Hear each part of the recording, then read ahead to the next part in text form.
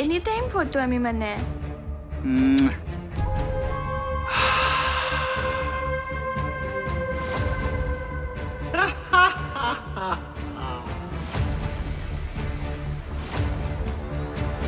কি হ'ল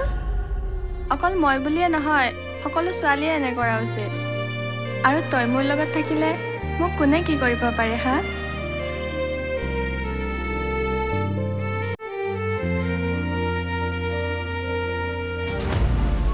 ঐ আকাশ ৰচোন আহকচোন যাওক কিবা হ'ল